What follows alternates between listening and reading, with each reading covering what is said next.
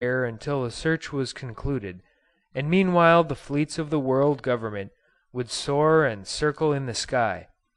The towns were to be placarded with officers of reward to anyone who would help in the discovery of atomic bombs.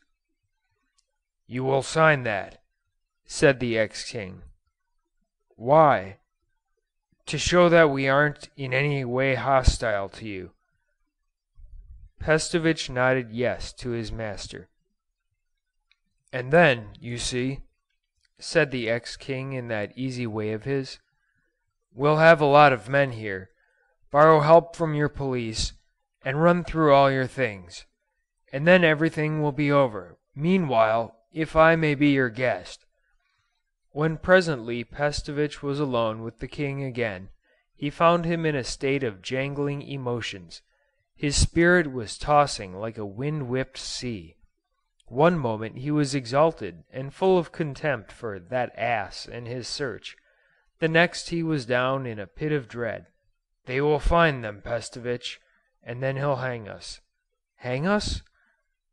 The king put his long nose into his counselor's face. "That grinning brute wants to hang us," he said, "and hang us he will, if we give him a shadow of a chance." "But all their modern state civilization! Do you think there's any pity in that crew of godless, vivisecting prigs?" cried this last king of romance. "Do you think, Pestovitch, they understand anything of a high ambition or a splendid dream? Do you think that our gallant and sublime adventure has any appeal to them? Here am I, the last and greatest and most romantic of the Caesars, and do you think they will miss the chance of hanging me like a dog if they can, killing me like a rat in a hole? And that renegade, he who was once an anointed king! I hate that sort of eye that laughs and keeps hard," said the king. "I won't sit here and be caught like a fascinated rabbit," said the king in conclusion. "We must shift those bombs." "Risk it," said Pestovitch. "Leave them alone." "No," said the king. "Shift them near the frontier. Then while they watch us here, they will always watch us here now, we can buy an airplane abroad and pick them up." The king was in a feverish, irritable mood all that evening, but he made his plans nevertheless with infinite cunning. They must get the bombs away. There must be a couple of atomic hay lorries. The bombs could be hidden under the hay. Pestovitch went and came, instructing trusty servants, planning and replanning. The king and the ex-king talked very pleasantly of a number of subjects. All while at the back of King Ferdinand Charles's mind fretted the mystery of his vanished aeroplane. There came no news of its capture, and no news of its success. At any moment all that power at the back of his visitor might crumble away and vanish. It was past midnight when the king, in a cloak and slouch hat that might equally have served a small farmer, or any respectable middle-class man, slipped out from an inconspicuous service gate on the eastward side of his palace into the thickly wooded gardens that sloped in a series of terraces down to the town. Pestovitch and his guard valet Peter, both wrapped about in a similar disguise, came out among the laurels that bordered the pathway and joined them. It was a clear, warm night, but the stars seemed unusually little and remote because of the airplanes, each trailing a searchlight, that drove hither and thither across the blue. One great beam seemed to rest on the king for a moment as he came out of the palace, then instantly and reassuringly it had swept away. But while they were still in the palace gardens, another found them and looked at them. "They see us!" cried the king. "They make nothing of us," said Pestovitch. The king glanced up and met a calm, round eye of light that seemed to wink at him and vanish, leaving him blinded. The three men went on their way. Near the little gate in the garden railings that Pestovitch had caused to be unlocked, The king paused under the shadow of a flex and looked back at the place.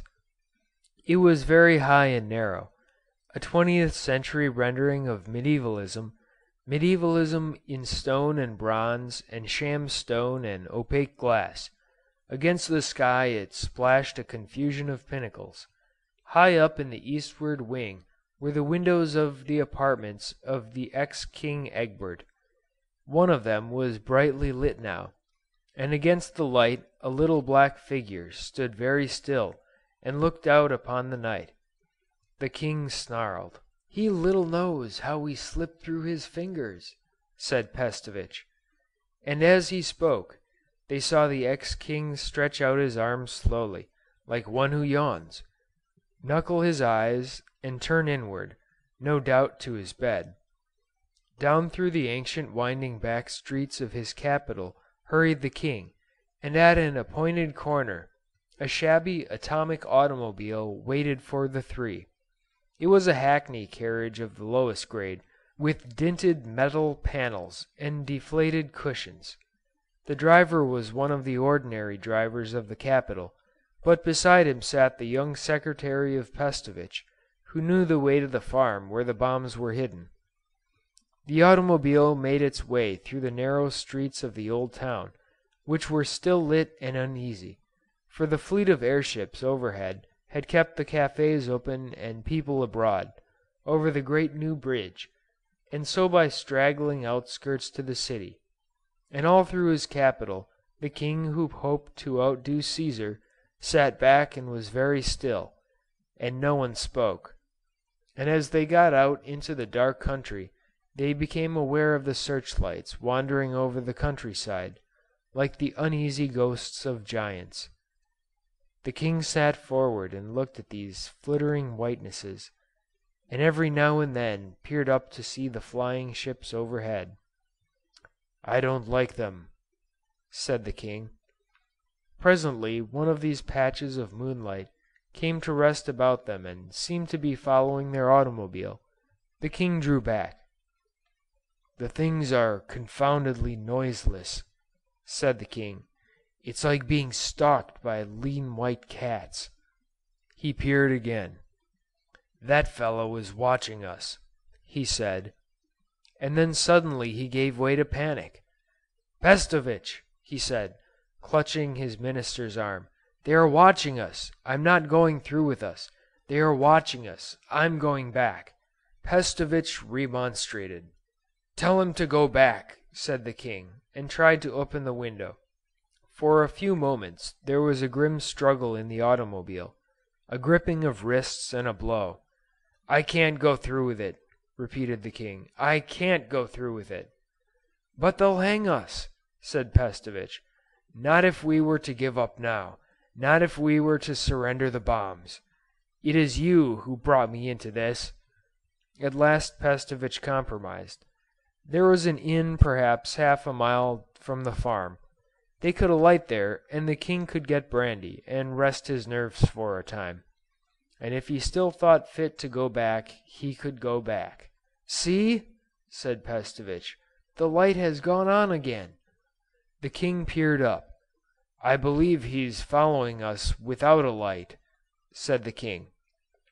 In the little old dirty inn, the king hung doubtful for a time, and was for going back and throwing himself on the mercy of the council. "If there is a council," said Pestovitch, "by this time your bombs may have settled it." "But if so, these infernal airplanes would go." "They may not know yet." "But, Pestovitch, why couldn't you do all this without me?" Pestovitch made no answer for a moment. "I was for leaving the bombs in their place," he said at last, and went to the window. About their conveyance shone a circle of bright light. Pestovitch had a brilliant idea. "I will send my secretary out to make a kind of dispute with the driver, something that will make them watch up above there. Meanwhile you and I and Peter will go out by the back way and up by the hedges to the farm." It was worthy of his subtle reputation, and it answered passing well. In 10 minutes they were tumbling over the wall of the farmyard, wet, muddy and breathless, but